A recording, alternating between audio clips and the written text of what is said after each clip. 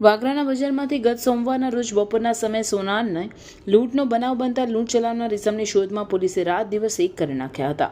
જોકે સમયસર કરેલ મહેનત વાગરા પોલીસને ફળી હતી. પોલીસે વાગરા નજીકના એક ગામમાંથી ગણતરીના કલાકોમાં જ એક ઇસમને ઝડપી પાડવામાં મોટી સફળતા હાથ લાગી હતી. પોલીસે કરેલ કામગીરીની ચારેકોરથી પ્રશંસાઓ થઈ રહી છે.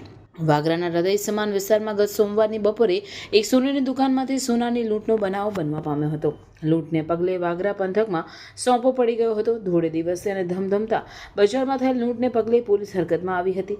વાગરા પીઆઈએસડી ફુલતરિયા તેમની ટીમ સાથે વાગરા નગર સહિત આસપાસના વિસ્તારમાંથી સીસીટીવી ફૂટેજની એક પછી એક ચકાસણી કરવાનું ચાલુ કર્યું હતું. પોલીસે સોનું લૂંટી ફરાર થનાર લૂંટારૂ કઈ દિશામાં ભાગ્યો છે એ તરફના કેમેરા ચકાસી ગુનેગારને ઝડપી પાડવા કમર કસી હતી. હ્યુમન ઇન્ટેલિજન્સ અને ટેકનિકલ સર્વેલન્સના આધારે કરેલ કામગીરીને કારણે પોલીસને ગુનો ઉકેલવામાં સરળતા રહી હતી. પોલીસે આમોદ તાલુકાના રૂજા ટંકારિયા ગામના રાકેશ જશુભાઈ પ્રજાપતિ ઉંમર વર્ષ 30ને શંકાના આધારે ઝડપી પાડ્યો હતો. વાગરા પોલીસે રાકેશની સઘન પૂછપરછ કરતા તે ભાંગી પડ્યો હતો અને તેણે વાગરા સોનાની દુકાનમાં લૂંટ કરી હોવાની કબૂલાત કરી હતી અને જણાવ્યું હતું કે પોતે ઓનલાઈન ગેમિંગ અને સત્તાના રવાડે ચડી જતા 10 લાખ ગુમાવવાનો વારો આવ્યો હતો.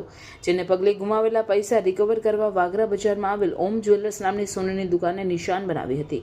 સોનીની દુકાનમાંથી લૂંટ ચલાવી લીધેલા તમામ દાગીના જેની કિંમત 3.65 લાખ તેમજ મોટરસાયકલ અને મોબાઈલ મળી કુલ 4.35 લાખનો મુદ્દામાલ પોલીસે કબજે કરી આગળની વધુ કાર્યવાહી હાથ ધરી હતી.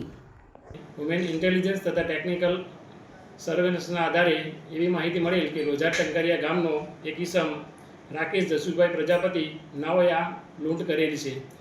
જે અનુસંધાને તેની તપાસ કરતાં તેની પૂછપરછ કરતાં સદર ઈસમે આ લૂંટ કરેલ હોવાની હકીકત જણાઈ આવતા આ ગુનાના કામે તેઓને આજરોજ સવારના કલાક 4 વાગે અટક કરવામાં આવેલ છે.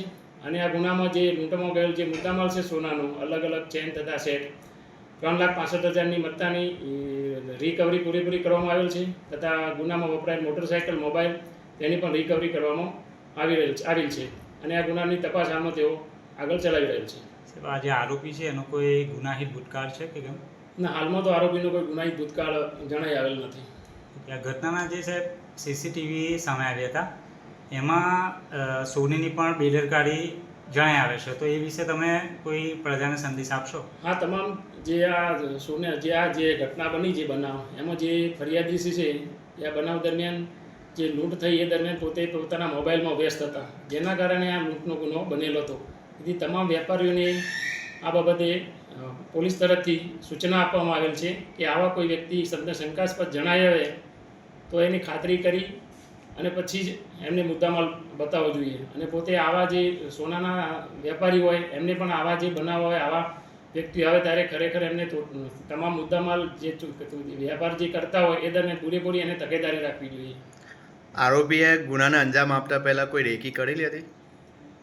હાલમાં તો આરોપીની જે પૂછપરછ ચાલુ કરી રહેલ છે, ચાલુ છે અને રિમાન્ડ મેળવવાની કાર્યવાહી પણ ચાલુ છે. પૂછપરછ દરમિયાન હજુ કોઈ વિગત હજુ હાલમાં જણાઈ આવેલ નથી, પણ તપાસ દરમિયાન જો વિગત બીજી કોઈ જણાઈ આવશે તો એ બાબતે આગળ તપાસ કરવામાં આવશે. ઓકે, એના કોઈ સાથીદાર હોય આમાં સપોર્ટ કરનાર એવું સામે આવ્યું છે? હાલમાં કોઈ હકીકત દરમિયાન કોઈ તપાસમાં જણાઈ આવેલ નથી સાથીદારો, પણ રિમાન્ડ દરમિયાન તથા બીજી આગળની જે તપાસ દરમિયાન એમાં કોઈ આવશે તો એની પણ આ ગુનાના કામે ધરપકડ કરવામાં આવશે.